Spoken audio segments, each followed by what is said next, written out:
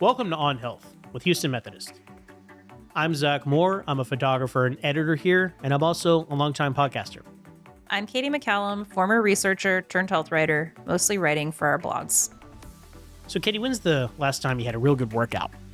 I had a pretty good one this morning, actually. Okay. Yeah, I got on the rowing machine for like 15 minutes, did some endurance rowing, and then I did 2 really quick 10-minute kind of upper and then lower body, just dumbbell workouts. Okay. But it was nice. I felt like I got enough cardio in, but then also a little bit of, my resistance training. And as much as I have come on here on the show and say I hate working out in the morning, I do actually kind of like it sometimes because now I feel really accomplished and it's done for the day. All right. So today was a great workout. Good. How about you, Zach? Ooh, put me on the spot. I mean, I asked you first, so it's fair play. No, I sprinkle in workouts. I'm not.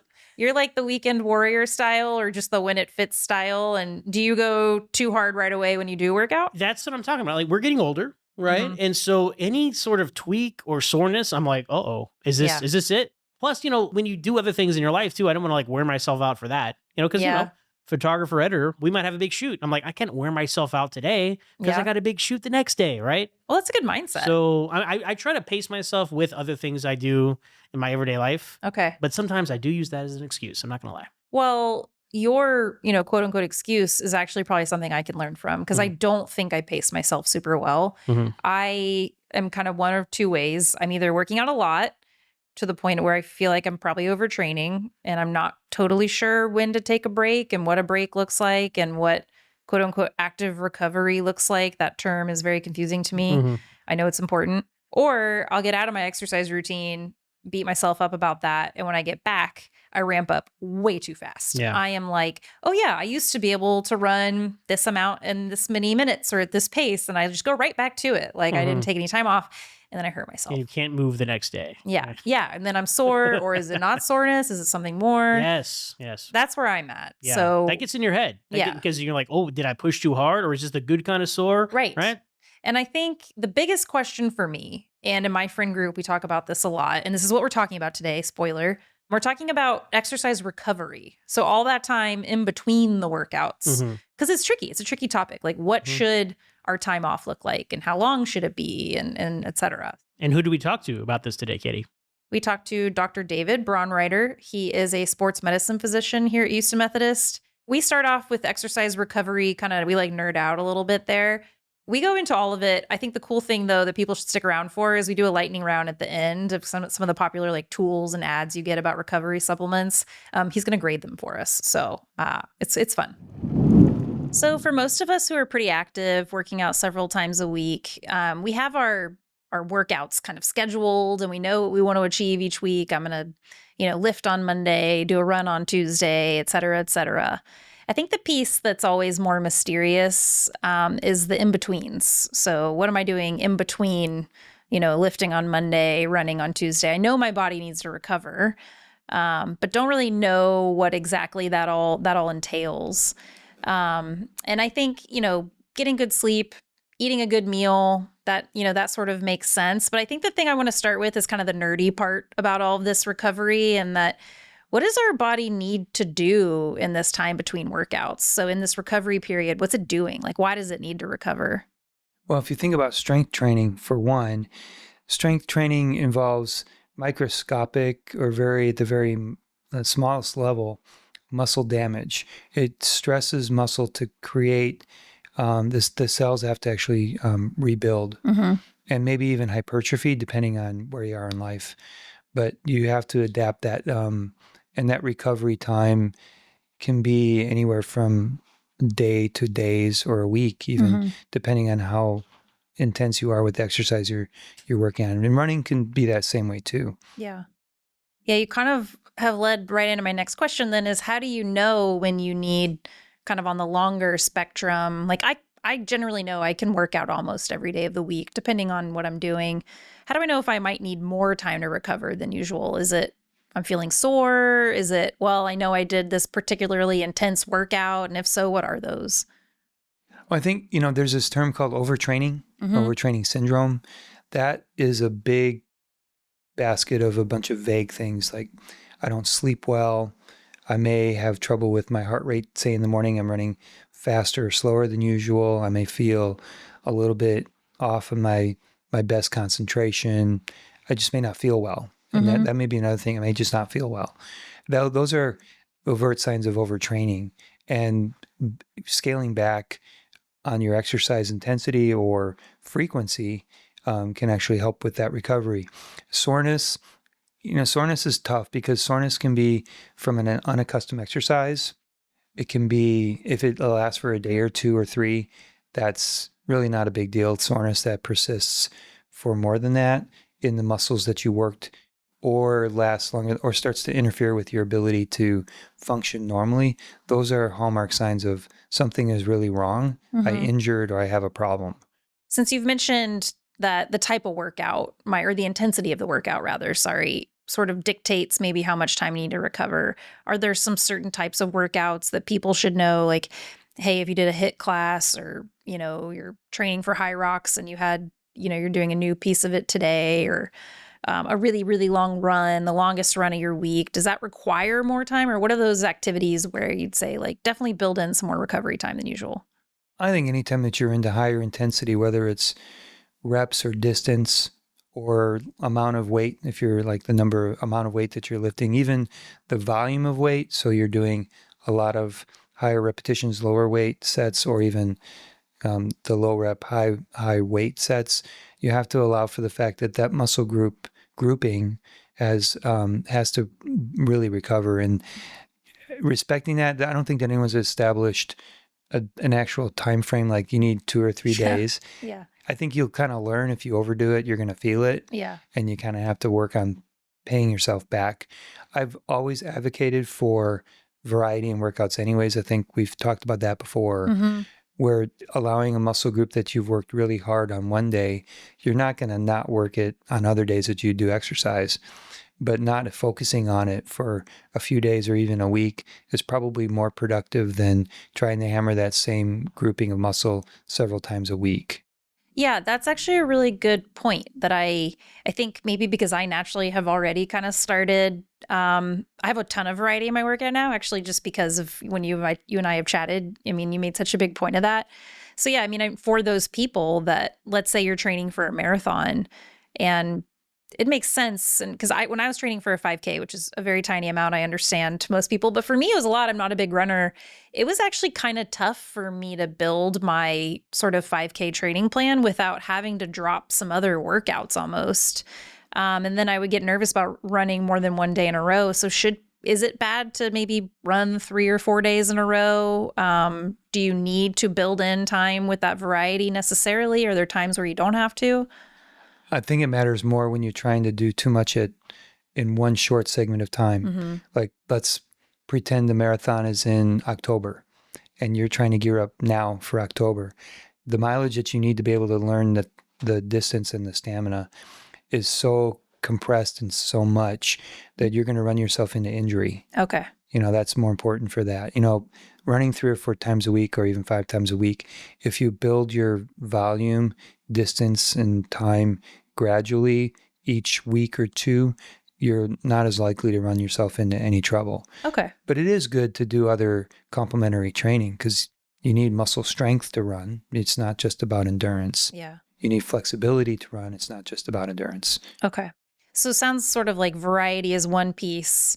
But also this, as you said, ramping up slowly, which I know is at least for me, and I know others in my friend group, the ramping up part, you're just so excited to go, like, I want to be able to run the 5K right now. I don't want to wait I took kind of like a 6-week, or maybe it was an 8-week kind of 5K training course. And it was hard to stick to it. I wanted to kind of like do 2 runs in one day sometimes and stuff like that. So that's a big piece of it. Yeah, I think it is, because especially if you're not accustomed to the actual event that you're training towards, you really need to learn how your body responds to the training that you're doing, and learn to recognize any type of soreness patterns that you may be developing as you're doing that. Yeah. So running, to me, I understand running, I guess for whatever reason, that in my mind makes more sense on how to ramp up. When you're doing strength training, it seems much more complicated to ramp up because there's tons of muscles. You've got arms, legs, core, and then you put weight on top of that, and the weight can vary. Any kind of quick tips for still training hard each week without overtraining? Well, I think I've alluded to the fact that I think that variety matters. And if you're focusing on, say, upper body push-pull, Oh, okay. as an example, you probably want to, if you're going to hit that hard, you probably want to allow for a few days of recovery from that. But when you're doing other work, even say you're doing a lower body work with holding on to weights, you're still using your upper body during that time, but you're just not using it the same way. Okay, gotcha. So, and you may do, say, even yoga, for example, you're still using those body parts and those exercises, but you're just not working them as hard. As far as how to ramp up, there are so many different methods and theories, and it just depends on, you ask 10 trainers, you get 20 opinions, right? I think that's what makes it so complicated. You go online, especially in the fitness forums, where there are, it seems like respectable advice, but then none of it matches up. And you're just kind of like, which pieces do I listen to? And I think it matters a lot about how you feel about the advice you're getting with who you're working with. That matters. General concepts of working to failure, fatigue failure, not to injury failure, pain failure, is important. And knowing what you're doing when you're doing it this far, and we all talk about proper form. And if we put that aside and talk really about how to get better, stronger, fitter, it's always about knowing where your line is and challenging the line. So if you're doing, say, a repetition set of 15 reps, and that 15th rep is easy, you're going through the motions. If you're thinking you're going to get stronger, you need to say that 15th rep is going to be really a challenge to get done safely. Know what that resistance is for that movement. And then the next time, somehow remember it by documenting it maybe, and say, I'm going to try to get one better. And then move up the ladder a little, not a lot, so you don't hurt yourself. You can change your rep sets too and work heavy rep sets for a while. There's really no defined time frame, but change the volume, change the rep sets at different times, and you can change the way you adapt to the training. Yeah, this fatigue failure is a really interesting term. I'd never really heard that. And I think the way you've described, I've heard what you're describing, but I think thinking of it as fatigue failure, pushing yourself to fatigue failure, not pain, is a really good kind of way to think about it.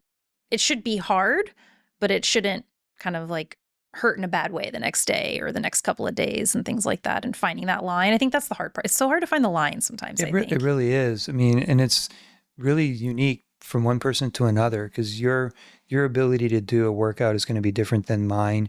That can be anything from gender differences, age differences, mentality differences, just your DNA.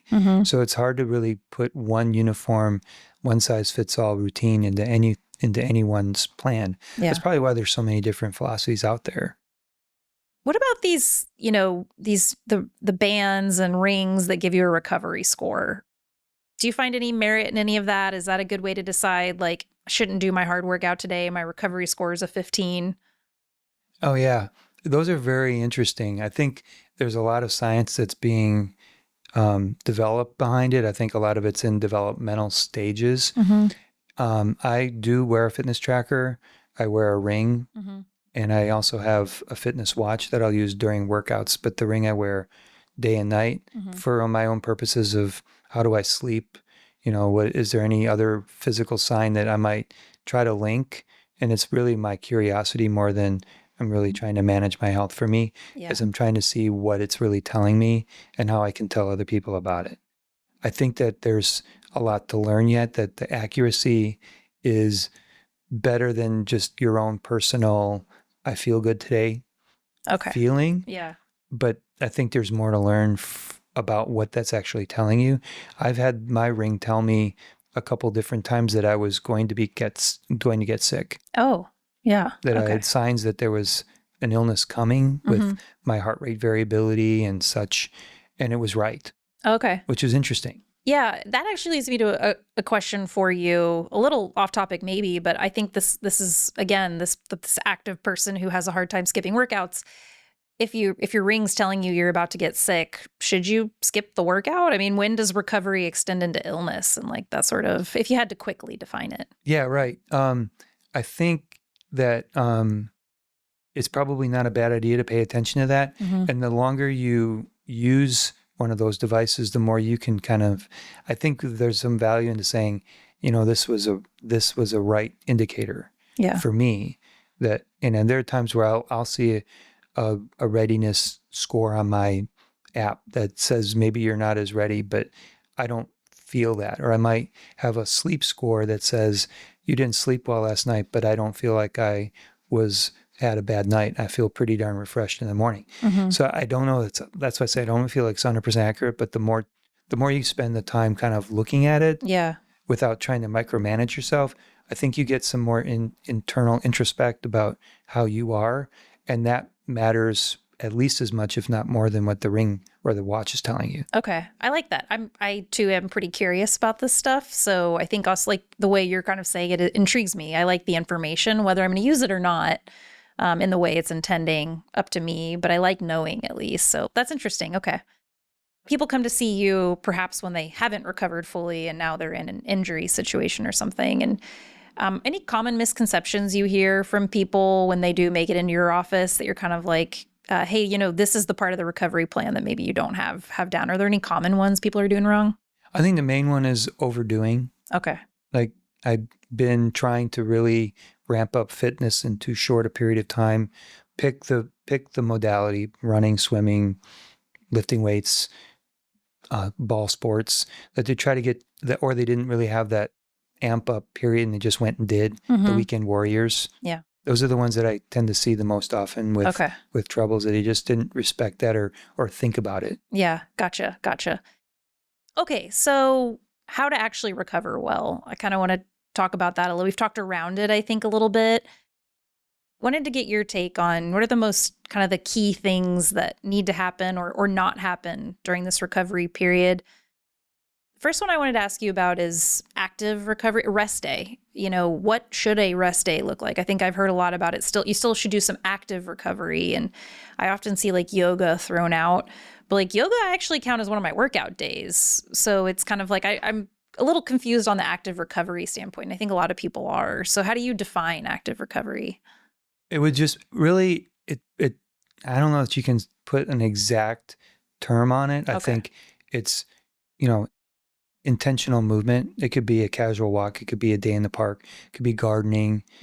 It could be yoga. I mean, yoga can be intense, but yoga can also be low key. Yeah. It just depends on how you put your mindset to it. It's true. Yeah. If you take it down to your lower intensity day. Yeah. If you take it down to, I'm just going to breathe through the stretch. Okay. I'm going to hold the pose gently. I'm not going to try to see if I can touch my toes if I can't get there in the first place, kind of stuff. If you can take that mentality into that and not say I have to be on the couch. I mean, that's probably the wrong kind of active recovery, is to lay up all day. Yeah. I mean, it sounds nice. I will say the times that that my body is the most achy I work out probably 6 days a week. And then on the 7th day, I have a bad habit of doing literally nothing. And so that's when I'm achiest, is the 8th day after sitting on the couch all day. My body hates it. Well, there's really nothing wrong with that. Yeah. I mean, it's okay. Yeah. You don't have to be in constant movement every day, but doing even lower key activities. And it can be very casual. Yeah. I mean, being casual movement is still movement. Yeah. Step counts matter to some extent, even if they're not purposeful, intensive steps. Gotcha. Another quick kind of follow-up to that. The person who wants to work out every day of the week, all the time, it's kind of their mental health outlet, whatever you want to call it. Is it bad to work out 7 days a week, 365 days a year? Do you need a rest day? Well, I'll throw that active recovery into that plan. So I would probably tell that person, you might want to give yourself some respect on some days and go lower key. Okay. Pick a gentle day. Or, again, get that variety in. Instead of being the same type of workout, do something totally different that is maybe as challenging, or pick some days in the week that you can do something completely different than what you're used to doing. Gotcha. Okay. Any other key sort of recovery factors you want people to be focusing on? I know we could probably have a whole episode on a couple of these, but what are the kind of pivotal things you want people doing between workouts? Well, first is nutrition and hydration. I mean, it's really important to know that you're using up a lot of fuel with a workout. Even 30 minutes of moderately intensive exercise does create some metabolic demands that require you to use up your fuel. Mm-hmm. So right within, it depends on, there are differences between women and men in terms of when and how, but understanding that you're depleting your carbohydrate storages, and you need protein because protein is essential for muscle recovery. Okay. That right after a workout, within, depending on who you are, 45 minutes to an hour or so afterwards, that you have a healthy blend of carbohydrate and protein just to have that fuel to restore. Okay. That's the first thing right after. Hydration before, during, and after workouts so that you don't dehydrate too much and you can replace what you did lose with how much you're sweating matters, so that every cell in your body and your whole constitution is at least 70% water. So if you pretty important. It is. Yeah. So having enough water, it's not about the electrolyte drinks. It's not about the Gatorades, the power sports drinks. You can do them, but it's really more, unless you're getting into very extended workout routines that are longer, say more than an hour, the extra carbohydrates and such that are in those sports drinks aren't as important as the water that's in them. Gotcha. Okay. So making sure that you're keeping your water levels good will help with the metabolism. That helps with recovery. The rest of the day shouldn't be stuck on a couch necessarily, but it doesn't have to be, well, I have to keep moving because I moved. And if I did that in the morning, getting good sleep at night is also important, because sleep is our regenerative time, and making sure that you're getting, good, who knows what the number is. Everyone says their number is supposed to be, but I think if you're in that around 7 to 8 hours in the minimum side of restorative sleep, that will give you better energy for the next day and allows your body to do all of its repair processes, whether it's from exercise or any other situation you have going on. Is there one thing you would say, like, make sure you do this to recover between workouts, or is it really the whole thing? It's kind of probably an annoying question, but just curious. Not annoying at all. It's not something I don't hear. It's really the whole thing. Okay. You can't really piecemeal your fitness in that way. I think you have to respect that, if you look at the minimum requirement for establishing and maintaining fitness based on research is 150 minutes a week. That's really it. If you can do more, but that's the minimum. If you do the math, you've got, by 5 days out, you say 5 days out of a week, that's roughly 30 minutes a day. Yeah. And 30 minutes is about 2% of a day of 24 hours. So trying to condense it to that math can help some people say, I think I can find 30 minutes in a day to do something. And then the rest of the day, you should make sure that you're making, healthy decisions about how you're doing your nutrition. Gotcha. You can relax. We all can relax, and we should, because we're humans and we're not just machines, and we should be able to kick back at times and say, it's okay to go out to dinner or have a glass of wine with my partner or whatever, celebrate with birthday with a cake. Who cares? I mean, that's a moment, but doing that math, I think, helps for those. I think exercise timing is important too. Okay. Because you ramp up your whole internal operating system with exercise. It's got to ramp down, right? So late night exercise may not be productive for many because overnight your system's still winding down while you're trying to sleep. So when you say late night, I mean, how early before bed? Because I'm thinking like the person who exercises after work, then eats dinner, then kind of goes to sleep, because now the hours in the day are just gone. How much time before you go to bed? Well, a few hours probably. Okay. Yeah. Probably. I mean, if you're like dinner and I'm going to go to the gym and at 8 o'clock or 9 o'clock, but I go to bed at 10:30, that person's probably going to have a hard time with really good quality sleep. That tracks, because when I played recreational indoor soccer, We would sometimes have games as late as like 9:30, which I go to bed early, so I won't say what time because it's embarrassing. But yeah, we'd have these 9:30 games, so I wasn't going to sleep till like 10:30, and it was after running around for an hour. We get horrible sleep. So this makes sense. My body was just not able to come down and rest. And then the next day is just a slog. Oh, yeah.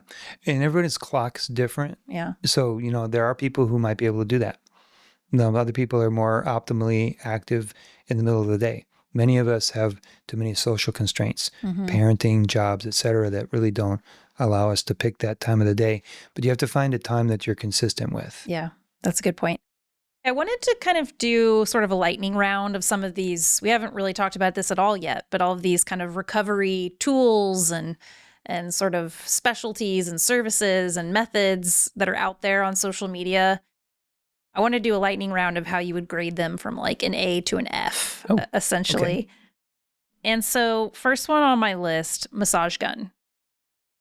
It can be good and bad. I have to give it a middling grade. Okay. Because it depends on what you're doing with it. Okay. If you have a sore spot, some muscle soreness, if you're not too aggressive with that, you might be able to help kind of iron out some of that soreness with, it's no really different in ways as getting a regular massage with a massage therapist, but we tend to be, go big or go home.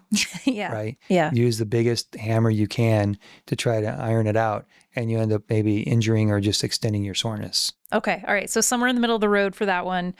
Foam roll, which also is incredibly painful in my opinion. Where does that fit on the recovery? Oh, I like that one a lot. Okay. I would put it somewhere between a B and an A. Man, it's the one that hurts the most. Well, it depends on how you do it, though. Yeah. If you're doing it like a rolling pin, you're probably not really being productive. Oh, okay. If you do it like you find a hot spot, basically you might find micro or small adhesions between different muscle groups. Basically, you're trying to iron those out. Okay. Is that kind of similar with like the lacrosse ball? Yes. Yeah. Okay. Gotcha. So you find your hot spot, sit on it for whatever pressure. So you never try to go into too much pain with any of these. Yeah. Which is the same thing with the massage gun. Yeah.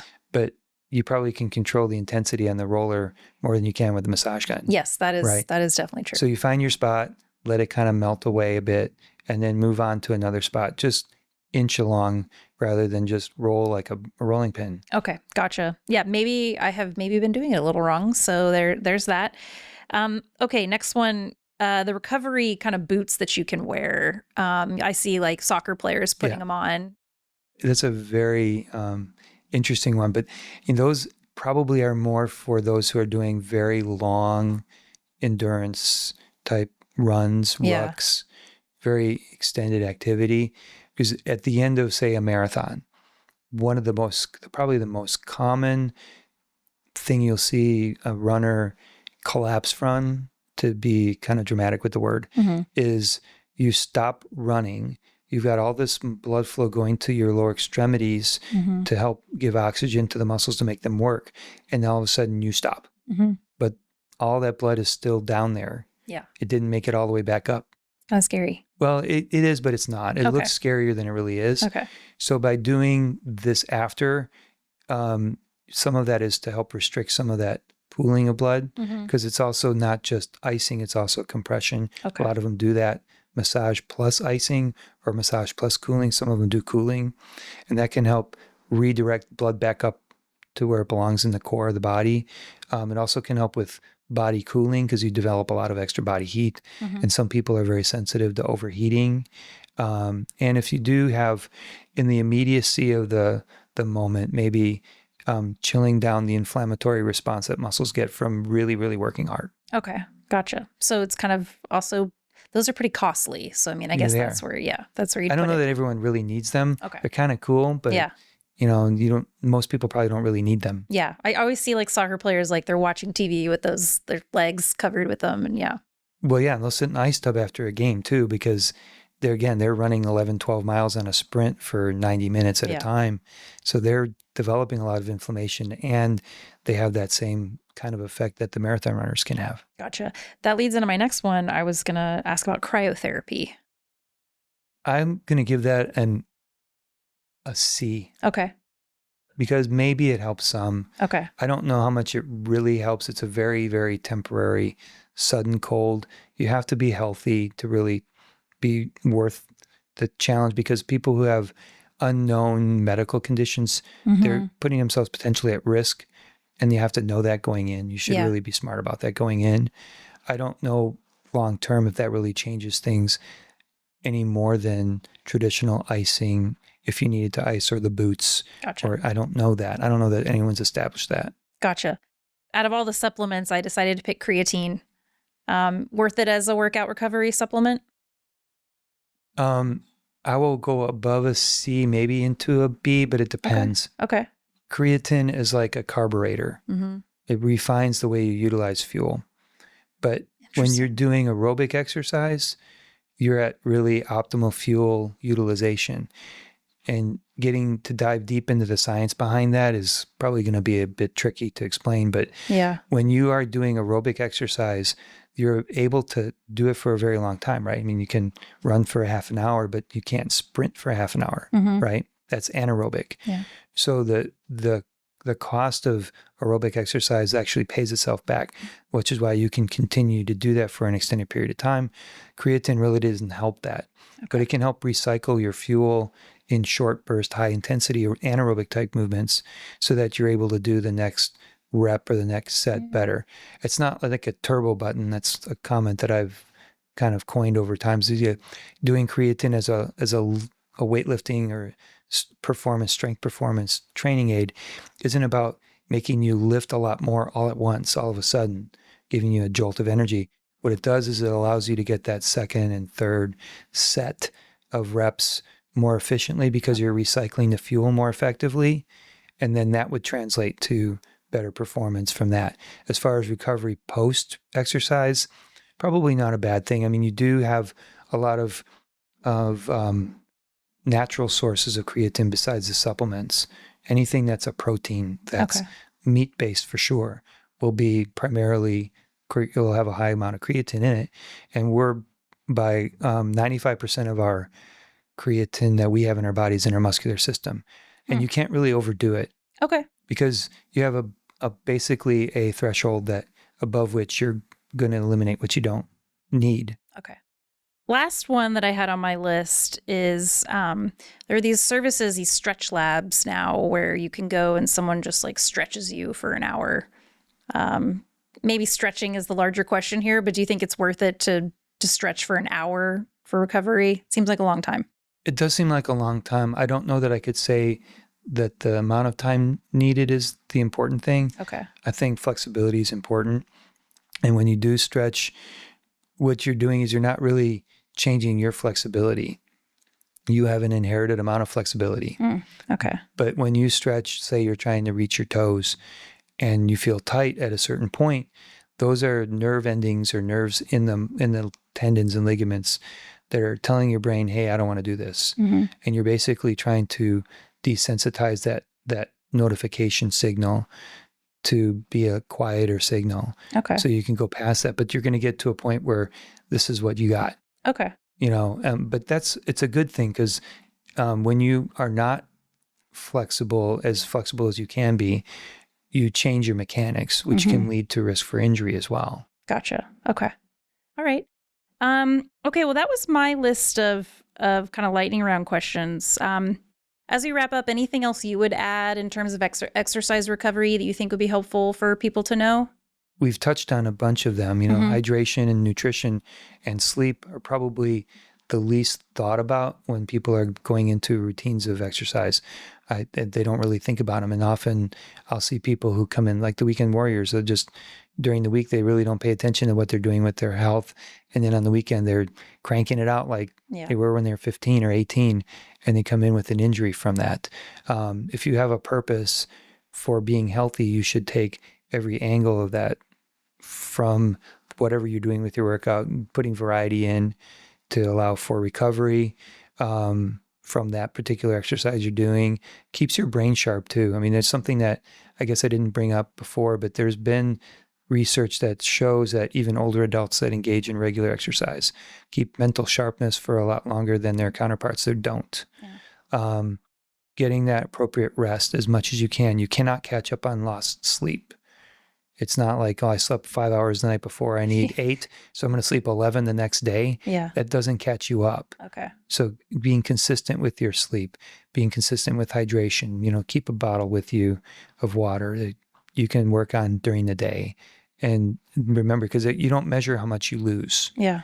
You can't really tell during the day. Maybe you can with the workout if you weigh yourself before and after. But if you don't measure the rest of the day, you don't know. Mm-hmm. So, and making sure that your diet is balanced with healthy choices across the rainbow of fruits and vegetables and fiber and healthy proteins and healthy fats too, that you're going to find that your ability to train, recover is going to be better and you won't run into overtraining. Got it. Well, I love that. That's a great way to end. Thank you so much for being with us today. This was super helpful. Thank you for having me. So, Katie, what were some of your favorite tips you got from Dr. Braunreiter? I think my very tangible, practical tip that I took away that is not going to be much effort to implement is foam rolling. Mm-hmm. I've not been doing it correctly.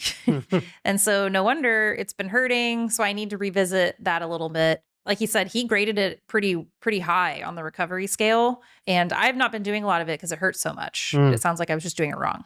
So that's what I learned. I think also too, talking to him is always really nice because I think I get in my head about all the exercise stuff. And then when he explains it, I'm like, yeah, that's so simple. Yeah. Like all this stuff is really simple. And it is, like he said, it is all the stuff. You can't just pick one kind of recovery habit. It's kind of all of them. You got to get good sleep. You got to stay hydrated. Time. You have to give yourself time to recover between workouts. Yes. I mean, I thought it was really interesting. Well, people's schedules, they get kind of out of whack as the week goes on. Like that's my struggle, is one of my main struggles with exercising, right? It's like, okay, I'm going to work out Monday, Wednesday, Friday, right? Oh, I was too busy on Monday.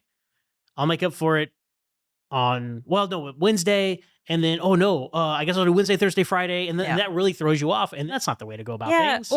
Or to your point, you start out Monday, Wednesday, Friday, can't make any of it work. So then it becomes Wednesday, Thursday, Friday, and it's all these hard workouts in a row. And then you're overtraining because it's like, you do need to kind of think about the sequence of push-pull, as you mentioned, push-pulls on some days, then maybe cardio the other days. That variety matters. And then when you don't give yourself any time and you stack it all together, that's when you're probably more likely to overtrain and fatigue yourself. Yeah, he put our minds at ease, I think, a lot about fatigue. Yeah, I think the difference between fatigue and overtraining, fatigue is what you're looking for. That's the challenge you need. Go one rep past fatigue, or when you hit fatigue, do one last rep and then be done. You don't need to do more. And then you have your very healthy lifestyle in the middle where you're getting your sleep, you're getting your water, you're getting your rest, and then you can go the next day. And it's really as simple as that. Yeah, the older we get, we don't have that endless supply of energy we used to just pull out from, right, to power on through and do the extra stuff. And so we got to be smarter about this as we get older, and these tips are very helpful. Yeah, absolutely. All right, that's going to do it for us this time on Health with Houston Methodist. Be sure to share, like, and subscribe wherever you get your podcasts. We drop episodes Tuesday mornings. So until next time, stay tuned and stay healthy.